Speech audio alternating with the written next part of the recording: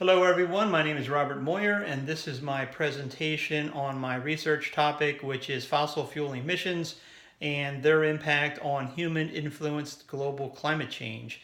So what I'm looking to argue is that we must significantly reduce our fossil fuel emissions because these emissions are one of the primary factors in the human-influenced increase in the global temperature.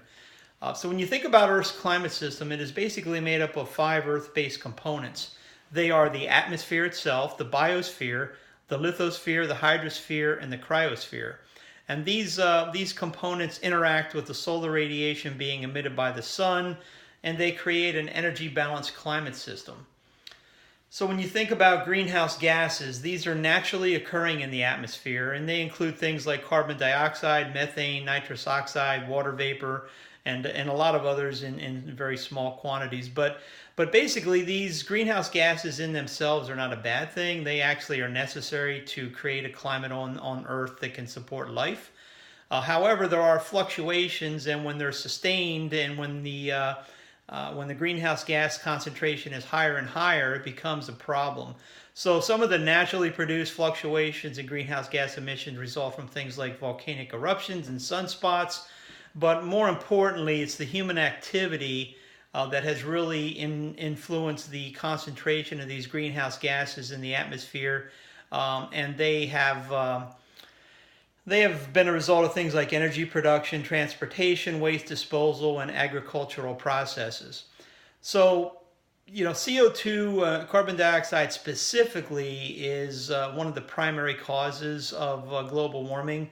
And the reason for that is that it stays in the atmosphere for a long time once it's there. So, um, you know, I've seen where it can stay in the atmosphere for over 100 years.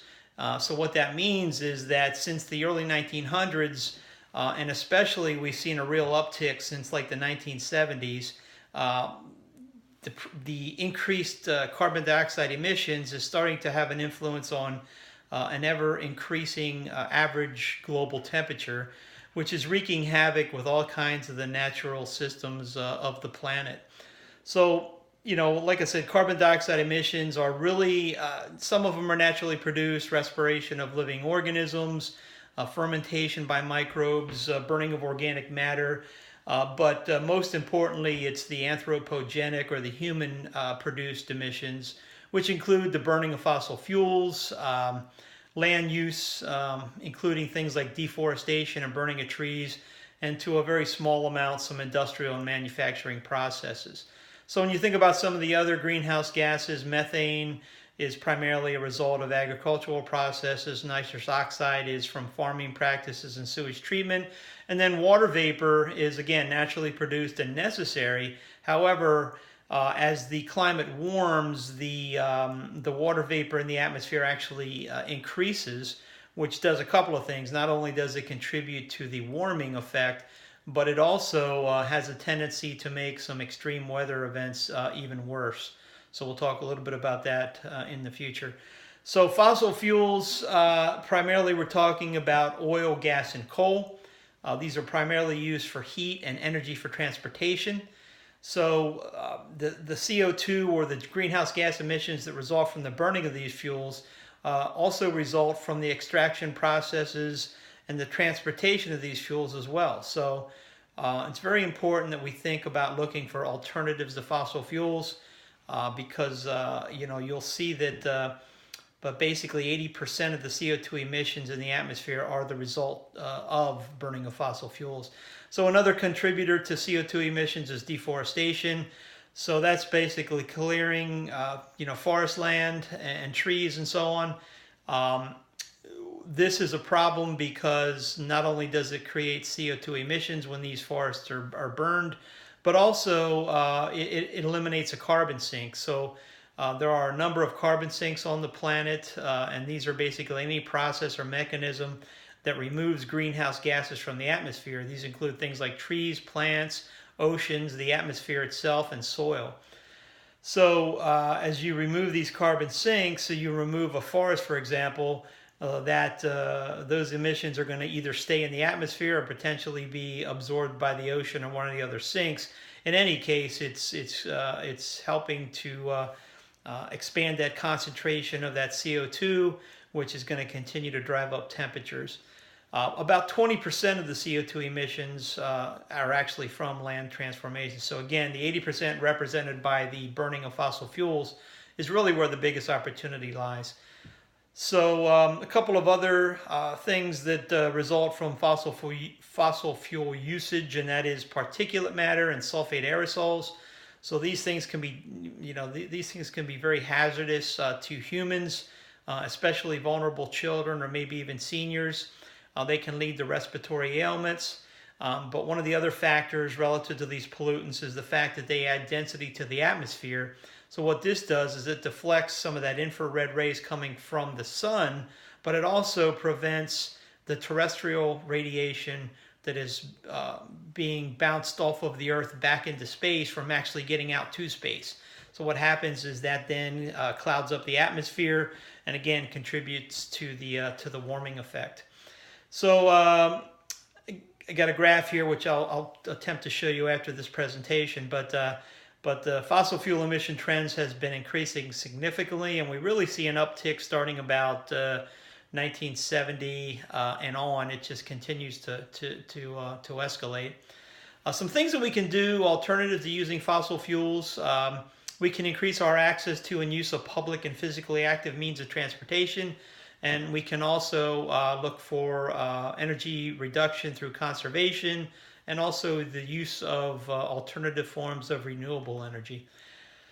So as a result of the CO2 in the atmosphere, especially over the last 100 years, we've seen the average temperature of the Earth rise by over 1 degree Celsius from pre-industrial levels. So that's significant in itself, and it's been a real concern for scientists. In fact, they believe that if the trends continue, that by the end of the century, we could see 3 to 5 degrees Celsius increase, which would have devastating effects around the world. There's a quote in my paper that talks about the fact that environmental change of this magnitude is unprecedented for our species, and climate scientists argue that such a future is likely incompatible with human civilization. So that's a pretty stark quote, and certainly concerning. I've got another graph here on worldwide temperatures, and again, it'll show you that from the 1970s, late 70s on, we've seen a general increase in the temperatures on both the land and the ocean, pretty significant trend, and then there's also a decades average trend, which I'll show you. So a couple of things that we can do to address climate change. Number one, mitigation.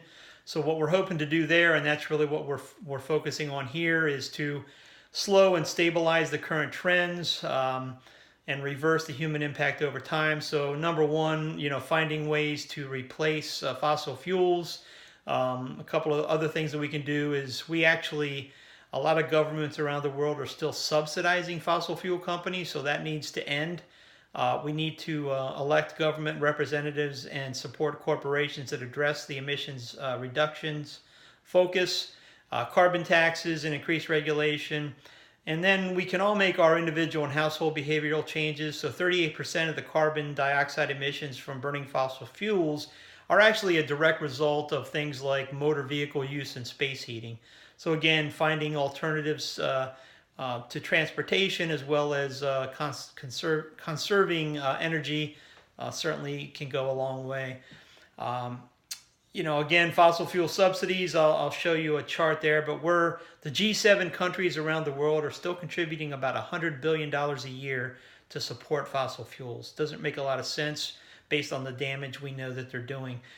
Adaptation is the other option for climate change, and this is probably the more likely scenario because, as I mentioned, with the amount of CO2 in the atmosphere, the likelihood that we're going to completely mitigate it is certainly something we want to focus on, but more likely there's already going to be some change in the works. There actually has been some change experienced, and it'll continue to be. So adaptation means adjusting to current and anticipated future consequences of climate change, and these can be investments in infrastructure and both incremental and transformational adaptation. One of the challenges to adaptation is developing countries because number one, they may not have the infrastructure that can be enhanced, and number two, their economies really don't allow them to make those investments. So something we need to think about as an international and a global community, if you will. So, some challenges to change in the 1992 UN Framework Convention on Climate Change. 170 nations agreed that we needed to limit the use of fossil fuels. However, we really haven't seen that come to fruition just yet. There have been some efforts made relative to alternative forms of energy, but we still have some work to do. And in the United States, people tend to view climate change as a significant global threat, but many do not feel personally threatened by climate change, and many do not believe they have the ability to mitigate change. So that sounds like an education opportunity. Some additional challenges: our governments need to reevaluate their economic and industrial policies. Some challenges there due to partisan, political, and ideological divides. So we talked a little bit about fossil fuel subsidies. That needs to go away. And then denialists to climate change. Basically, these are folks that believe there's some uncertainty in the science that must be considered. Denialists typically are influenced by opposition to government regulation of business, and they're also typically defenders of individualism versus collectivism. So some of the consequences of inaction: human health is certainly a major concern. Agricultural and food security, fresh water supplies, damage to Earth's ecosystem, which could include the extinction of many species of insects, plants, and animals, and displaced populations. So potential of significant international conflicts is also another concern, primarily because of the scarcity of resources that may surface. Couple of consequences just want to touch on. So sea level rise is a major one. So as the ice sheets in polar regions continue to melt, we could lose hundreds of coastal cities, have some devastating economic consequences, and more importantly, the displacement of millions of people from these low-lying areas. They're saying that if the current emission rates continue as they are, that by the end of this century, the Atlantic and Gulf Coast could see a 5-foot increase in sea level, and the Pacific Coast could see a 3-foot increase. So that's major. That's some major change. Another consequence is to the ocean, and specifically the coral reef ecosystems. So as a result of all this additional carbon that is, again, going into the ocean as the ocean is a sink, and from the atmosphere, we're seeing the acidification of ocean waters. So you've got the increased carbon in the water, which is changing the ocean's pH levels. This is contributing to global coral bleaching, as well as potentially the mass mortality of ocean coral, which would be devastating consequences to the coral reef ecosystems. And again, there are millions of people that depend on these ecosystems for their livelihoods. One of the other factors, and we've actually started to see some of this already, is climate extremes. So with the warming and the additional moisture in the atmosphere, what's happening is we're seeing heavier rains and increased flooding around the world. We're also seeing situations where in other parts of the world, the higher temperatures are leading to extended droughts. So again, this is going to test the infrastructure of many countries, roads, viability of bridges, power outages, and so on. It's also potentially going to impact the food and freshwater security. So crop yields could be impacted by drought and flooding, and also potentially the impact on freshwater supplies.